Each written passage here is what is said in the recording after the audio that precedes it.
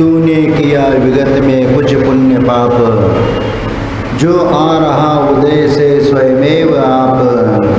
होगा न बंद तब लो जब लो न राग, चिंता नहीं उदय से बन बीत राग।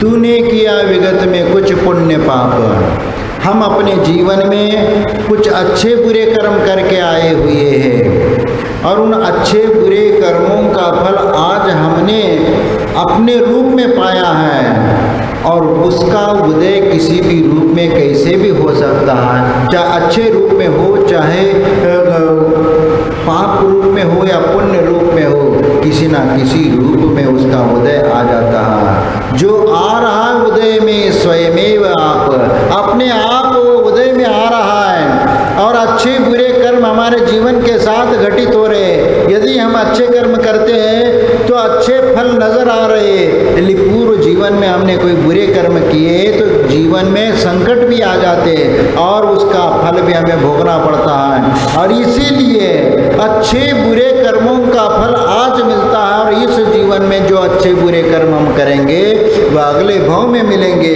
इसीलिए होगा न बंद तब लो जब लो न राग,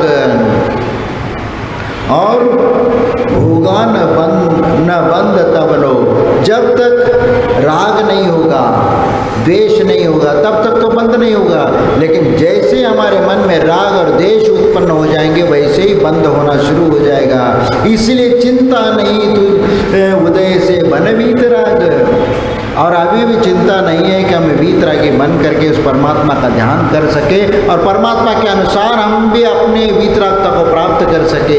हम जिनेंद्र भगवान की भक्ति करते, स्तुति करते, स्तवन करते, लेकिन हमारे भीतर के राग द्वेष कषायों को समाप्त करने का विचार हम अपने मन में नहीं कर पाते हैं। और इसके साथ हमें ये भी देखने की आवश्यकता है कि आज तक हमने अपने स्वरूप को समझने का प्रयत्न नहीं किया, हमने अपने आत्मा को समझने का प्रयत्न नहीं किया, क्योंकि आत्मा को एक बार यदि समझ में आ जाएगा मेरी आत्मा कैसी है और उसका स्वरूप क्या है, इसका चिंतन जब तक हम नहीं करेंगे तब तक हमारा वो आत्मा का उद्धार नहीं है। लेकिन आज तक हम राग द्वेषादि कषायों में उलझ करके ही हम संसार में फंसे हुए हैं और इसीलिए हम उसको समझ नहीं पाते कि हमें क्या करना है और क्या नहीं करना।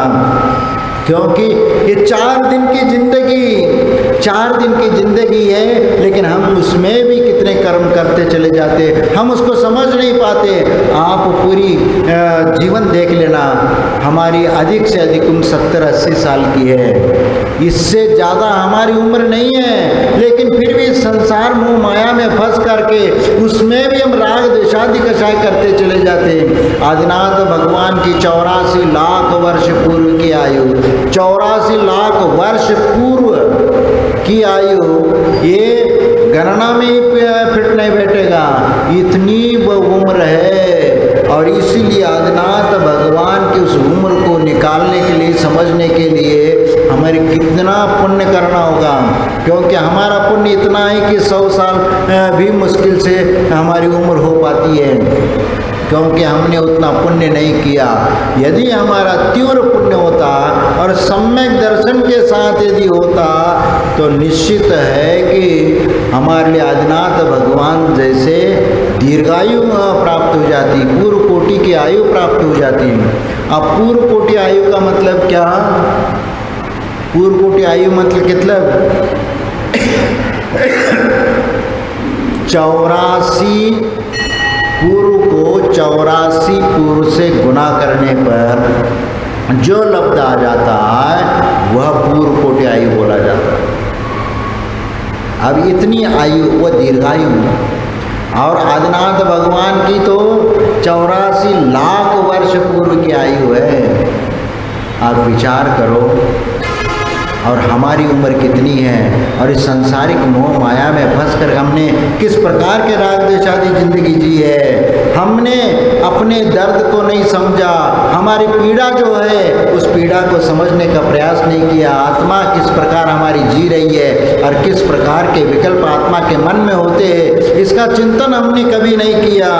इसीलिए कहते हैं कि 4 दिन की जिंदगी हंसी खुशी से काट ले, मत किसी का दिल दुखा, मत किसी का दिल दुखा, दर्द सबके बांट ले।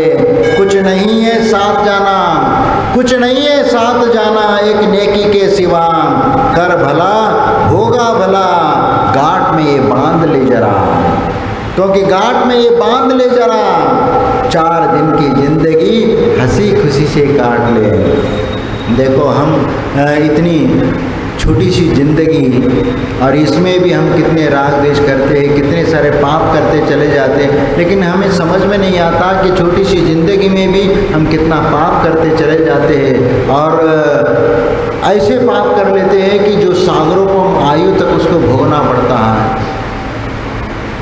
नरक गति में जाएंगे सागरों को आयु, या 10,000 से कम आयु है ही नहीं वहाँ पर। यदि थोड़ा सा भी पाप करके यदि जघन्य आयु नरकायु का भी प्राप्त कर लेते तो 10,000 की आयु वहाँ प्राप्त करके नरकों में रहना पड़ेगा।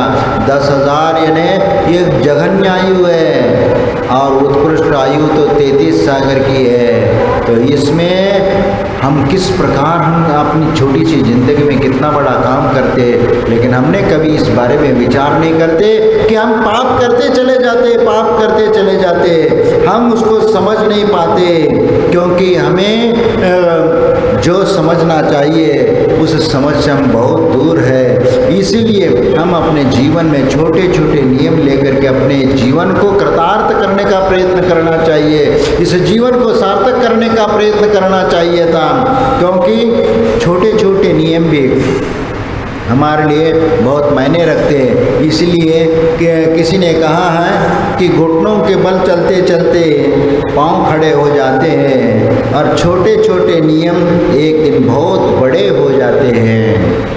और इसीलिए छोटे छोटे नियम हम लेते रहेंगे तो निश्चित एक दिन वह बहुत बड़ा नियम के अधिकारी हो जाते हैं। बहुत बड़ा नियम भी वह आसानी से प्राप्त कर सकते हैं और ग्रहण कर सकते हैं। और इसीलिए हमें उस मार्ग पर आगे बढ़ना है जो संयम के क्षेत्र में एक एक कदम आगे रखते हुए चलना है। क्योंकि आज तक हमने साधु संतों का सानिध्य जितना भी पाया और जितना भी करने का प्रयास किया, लेकिन हमने कितना किया, कितना हम जीवन में उतार पाए, लेकिन हम उसको जिंदगी में जितना उतारना चाहिए था उतना उतार नहीं पाए, जितना लाभ लेना चाहिए था उतना लाभ नहीं लिया। क्योंकि संसार में पुत्र मित्र और संपदा को पाने के लिए ही हम संसार में भटकते रहते हैं, लेकिन ये संसार की मोह माया में ये तो हर किसी के पास हो सकता है, एक गरीब के पास भी हो सकता है और एक धनवान व्यक्ति के पास भी। ये पुत्र मित्र और घर परिवार की ये संपदा है, ये हर किसी के पास अपनी अपनी पुण्य के अनुसार वह प्राप्त कर सकता है। लेकिन कभी हमने ये सोचा कि हमारे लिए इतना कम क्यों मिला और उसको इतना ज़्यादा क्यों मिला? ये भेद नज़र क्यों आता है कि भगवान हमारे साथ कोई छल कर रहे हैं क्या? भगवान नहीं छल करते, लेकिन तुम्हारा कर्म तुम्हारे लिए वह बता देता है कि तुम्हारे लिए यही ठीक है, यही औकात है तुम्हारी, और इसीलिए तुम इसी फल के भागी है, और इसलिए तुम्हें दरिद्र कुल में जन्म के योग्य है तो दरिद्र कुल में जन्म होगा। और जिसका योग्य एक श्रीमान राजा महाराजा चक्रवर्ती के घर में जन्म लेकर के उसका पुण्य कमाना है, यानी उसका फल भोगना है, तो आपका वहाँ का स्थान मिलेगा। जैसे जिसका कर्म वैसे उसका फल। इसीलिए संसार में इस बात को हमें ध्यान रखने की आवश्यकता है। हम उस बात को समझ नहीं पाते, क्योंकि पूजा पाठ हम करते हैं लेकिन पूजा का मूल्य हम नहीं समझते हैं। पूजा का मूल्य हम समझ में नहीं आता। हम तो मृग तृष्णा के समान हम अब इस संसार में भटकते जा रहे हैं, हम सुख की खोज में जा रहे हैं, लेकिन वास्तविक सुख तो तुम्हारे भीतर है, लेकिन हम उस भीतरी सुख को पाने की चेष्टा हम नहीं कर पा रहे, क्योंकि जो सुख तुम्हारे भीतर है वो बाहर नहीं है। क्योंकि अनुभूति के साथ जो ज्ञान हो जाता है और वह ज्ञान ही तुम्हारे आत्म कल्याण के लिए कारण बन जाता है। और इसीलिए उस ध्यान को हमें प्राप्त करना है, जो अंतरात्मा का ध्यान, जहाँ शुद्धोपयोग का ध्यान, जहाँ ज्ञान ज्ञाता ज्ञेय को मझार कछु भेद न रहो, जहाँ ध्यान ध्याता ध्येय को न विकल्प वच भेद, जहाँ चिद्भाव कर्म चिदेश करता चेतना क्रियाता। इसीलिए ध्यान और ध्याता में कोई भेद नहीं होना चाहिए, क्योंकि जो भी हम जीवन में हासिल करते हैं वो पुरुषार्थ के बलबूते ही प्राप्त कर पाते हैं। इसलिए हमारे जीवन में पुरुषार्थ महत्वपूर्ण है, क्योंकि इस चतुर्थ काल ये कर्म भूमि का कर्म भूमि है, और इस चतुर्थ काल के कर्म भूमि में हम जो भी हासिल करेंगे वह सब पुरुषार्थ के बलबूते हासिल करेंगे, और उसी के माध्यम से हमारा उद्धार होगा। क्योंकि इसलिए कहा है उद्यमेन सिद्धंति कार्याणि च मनोरथे नहीं सुप्त सिंहस्य प्रविशन्ति मुखे मृगा, यानी उद्यम से ही कार्यों की सिद्धि होती है, और इसीलिए और मनोरथों की भी सिद्धि पुरुषार्थ के बलबूते होती है। और इसीलिए हमें पुरुषार्थ को महत्व देना चाहिए, हमारे अपने कर्म के ऊपर महत्व देना चाहिए, तभी तो हम जीवन में कुछ हासिल कर पाएंगे। और यदि भगवान भरोसे बैठ जाएंगे और यदि ये कहेंगे कि पुण्य का उदय आएगा तो हमारे लिए वो मिल जाएगा, उसका फल मिल जाएगा, लेकिन पुण्य के फल किस वजह से मिलेगा ये भी तो विचार करो। यदि आप उद्यम नहीं करेंगे, पुरुषार्थ नहीं करोगे, बिना पुरुषार्थ का कुछ हासिल करना चाहोगे तो आपको वह हासिल नहीं होने वाला। लेकिन जो उद्यम के साथ चलता है, पुरुषार्थ के साथ चलता है, उसको वह हासिल हो जाता। सोए हुए सिंह के मुंह में कोई उसका शिकार नहीं आता, उसके लिए उसको मेहनत करनी पड़ती है और बहुत दौड़ लगानी पड़ती है, तब अपना वह शिकार कर पाता है। और इसीलिए कोई मुंह में आकर के उसका कोई शिकार नहीं बैठता। इसीलिए हमें भी अपने जीवन में वो पुरुषार्थ करके अपना आत्मा का उद्धार करने की आवश्यकता, जिसको हम आज तक अमल में उस रूप में नहीं ला पाए। हम समझते तो है, क्योंकि पुरुषार्थ से ही हमारे लिए मनोरथों की सिद्धि होने वाली है, हमारी इच्छाओं की पूर्ति भी पुरुषार्थ के बलबूते होने वाली है। लेकिन हम सही पुरुषार्थ कहाँ पर कर पाते हैं? क्योंकि अध्यात्म के लिए हमें वो पुरुषार्थ करना जरूरी है, जिस पुरुषार्थ को आज तक हमने करने का प्रयास नहीं किया।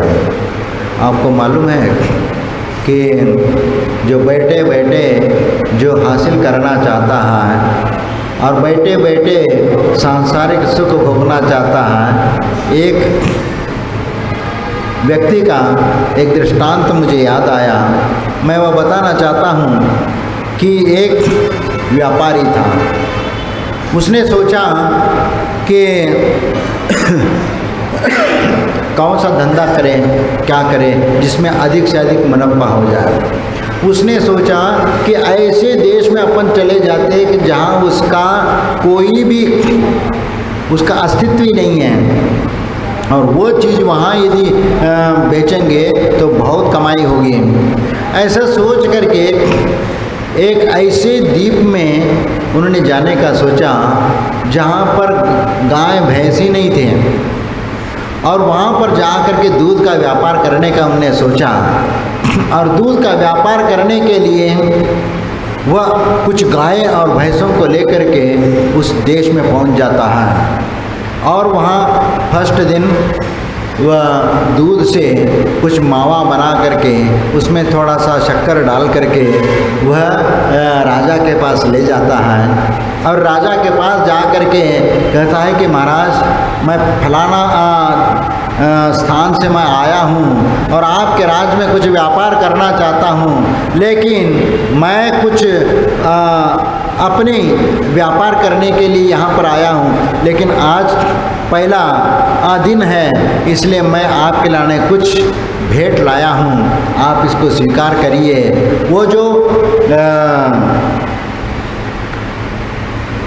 वो जो मावा वो राजा के पास रख देता है और राजा उसमें से लेकर के कुछ खा लेता है। जैसे ही खाया, अरे जिंदगी में ऐसा कुछ कभी खाने को नहीं मिला और इतना अच्छा स्वाद देख करके राजा कहा कि भाई ये पेड़ कहाँ से लाए तुम भाई, किस पेड़ से लाए हो?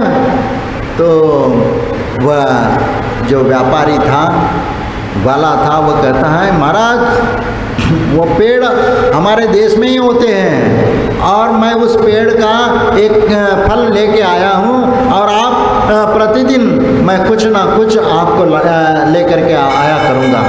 ऐसा कह करके दूसरे दिन उस मावा के बने हुए और व्यंजन ला करके रख देता है और विभिन्न प्रकार के व्यंजनों से राजा को तृप्त कर देता है। और इस प्रकार करते करते और राजा प्रसन्न होकर के खुशी से उनके लिए कुछ इनाम भी दे देता था।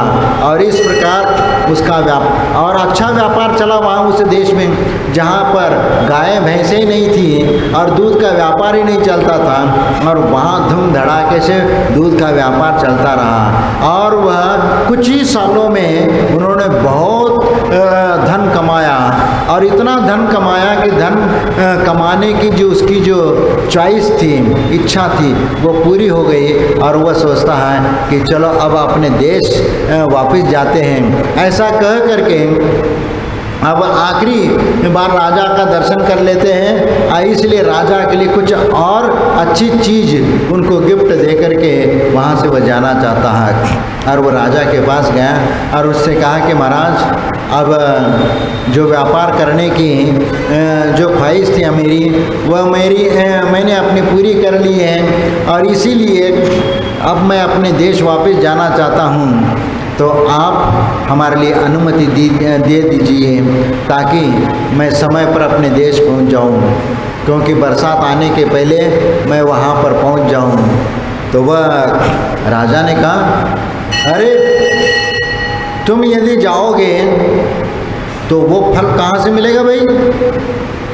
तो उस व्यापारी ने कहा, कोई बात नहीं महाराज, ऐसे 2-4 पेड़ मैं यहाँ छोड़ के चला जाता हूँ।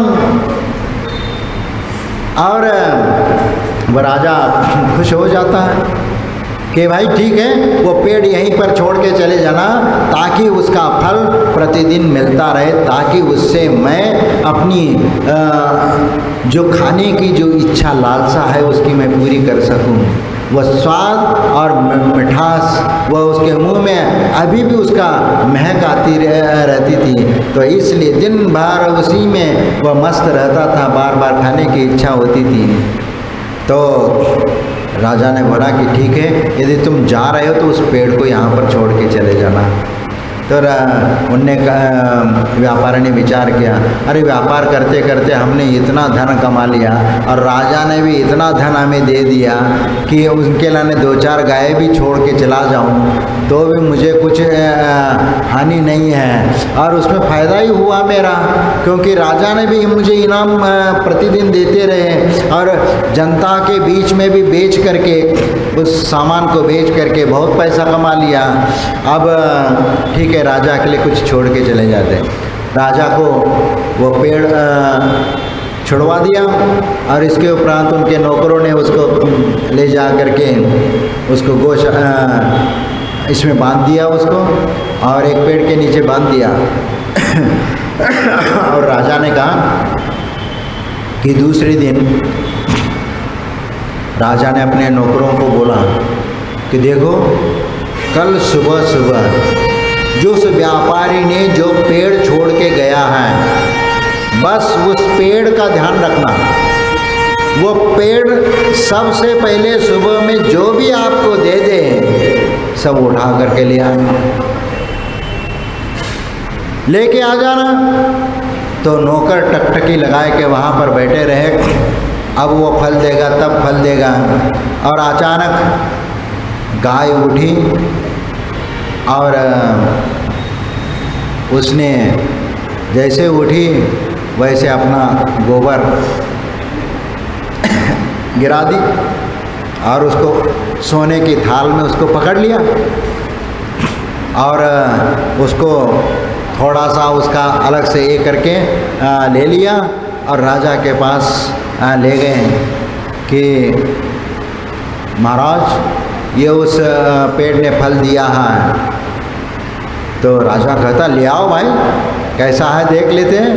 और जैसे ही आया और उनने खोल दिया, बोला अरे उस व्यापारी ने तो अभी तक ऐसा फल तो ला करके नहीं दिया था, ये कुछ नया फल है, क्योंकि वह प्रतिदिन नया नया व्यंजन लेकर के आता था, तो ये कोई नई चीज़ है। चलो उसमें से उनने चम्मच से एक चम्मच निकाला और मुंह में डाला तो इतना कड़वाड़ से भर गया कि चींची थू थू करता हुआ उसको थूक दिया। अरे ये कैसी चीज़ है भाई, चलो ठीक है कोई बात नहीं, कभी अच्छे फल देने वाला वह पेड़ कभी थोड़ा सा कुछ गड़बड़ भी हो जाता है, चलो ठीक है। और दोबारा जा कर के खड़े हो जाना, जाओ और कोई चीज़ यदि मिल जाए, हो सकती कोई दूसरा फल मिलता हो, हमें मालूम नहीं होगा, क्योंकि वह गाय की सेवा कैसे करना क्या करना जानते नहीं थे।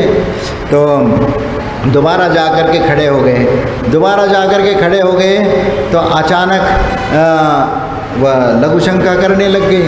तो तुरंत वह बर्तन में उसको ले लिया, बर्तन में ले लिया तो तुरंत वह अच्छा गाढ़ा गाढ़ा काढ़ा, वह पीला पीला काढ़ा ले लिया और राजा के पास ले गए और राजा से कहा कि महाराज ये इस पेड़ ने कुछ और दूसरी चीज़ दी है, रस दिया है, इस बार तो उनने रस दिया है, ये कोई काढ़ा जैसे कुछ लगता है, ये ग्रहण कर लीजिए।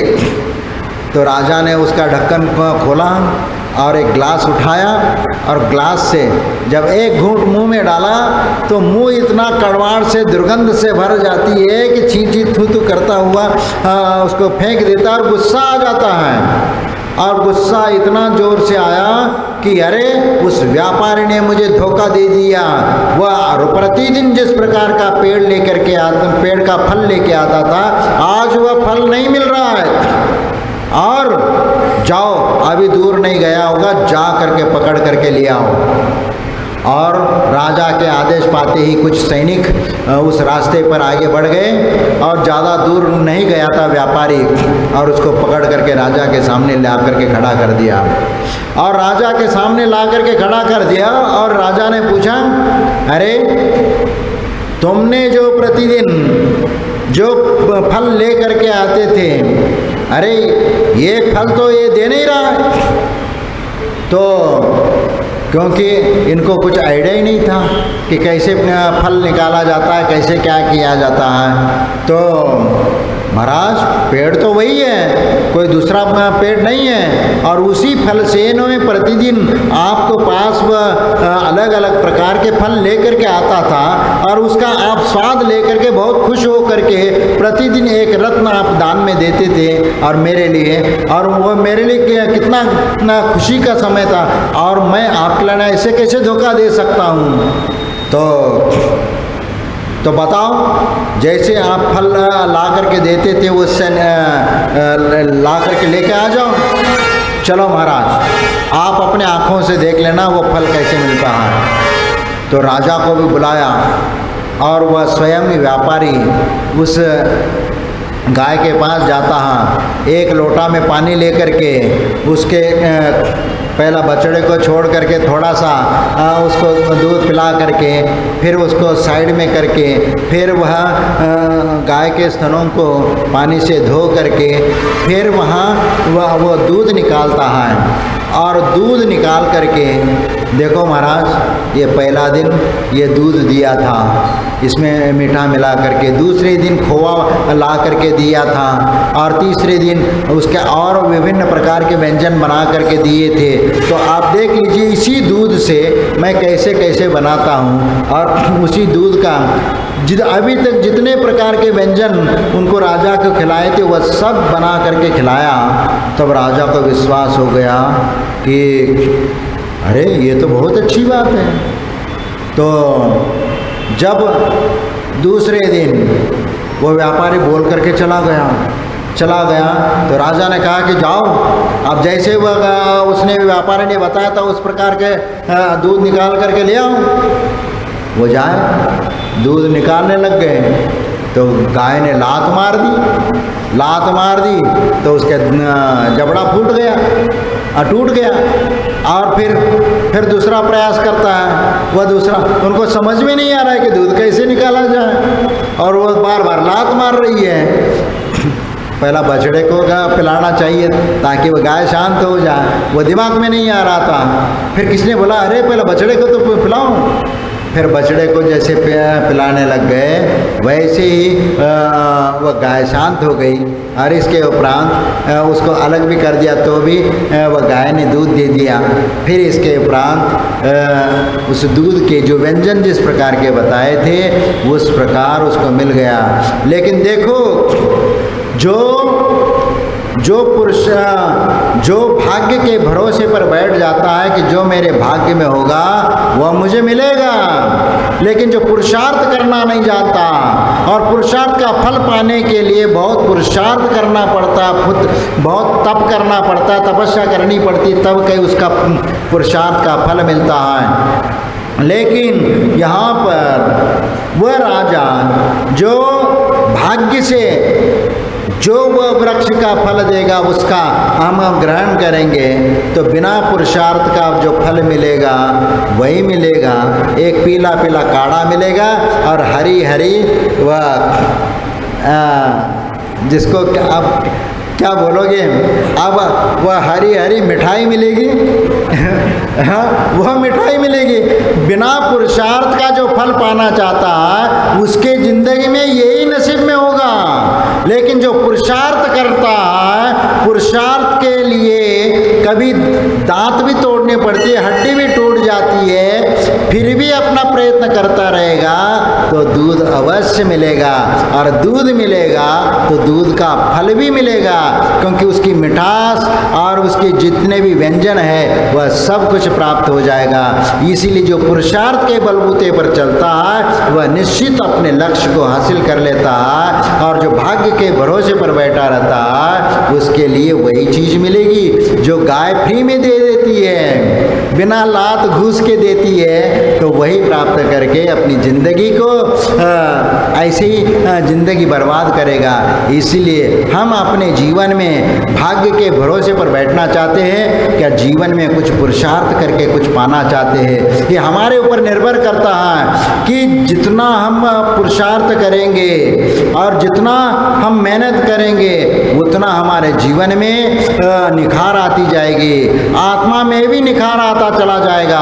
और इसीलिए पुरुषार्थ के बलबूते से ही हमें मोक्ष की प्राप्ति हो सकती है। और इसीलिए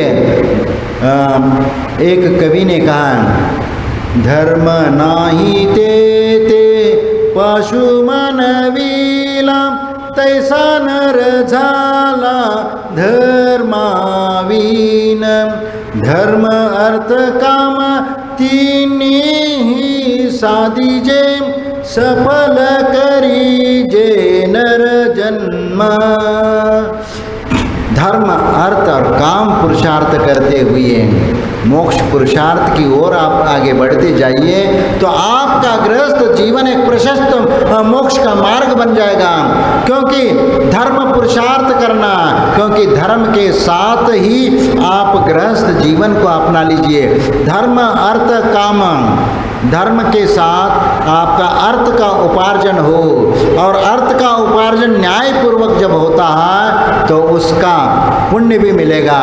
और फिर इसके उपरांत काम पुरुषार्थ, अपने वंश परंपरा को चलाने के लिए आप जब धर्म के साथ वह काम पुरुषार्थ भी कर लेते संतान प्राप्ति के लिए, तो वह भी धर्म के साथ जुड़ा रहेगा, तो वह संस्कार भी तुम्हारे भीतर आएगी और तुम्हारे बच्चों में भी वह संस्कार आएगा, जिसके माध्यम से तुम्हारा और तुम्हारा बच्चों का भविष्य निर्धारित करता है और सबके लिए कल्याण का मार्ग प्रशस्त कर लेता है। और इसलिए आप विचार करें कि हम अपने जीवन में क्या करना चाहते हैं, क्योंकि धर्म करत संसार सुख, धर्म करत निर्वाण, धर्म पंथ साधे बिना नर तिर्यंच समान। और यदि हम अपने जीवन में उस धर्म को नहीं प्राप्त करते तो हमारा वह पशु के समान हमारा वह जीवन है। क्योंकि पशु में और हमारे में अंतर क्या है? क्योंकि वह भी अपनी ज़िंदगी जी रहे और आप भी अपनी ज़िंदगी जी रहे, वह भी खाते पीते और हम भी खाते पीते हैं, तो उनमें और हमारे में क्या अंतर है?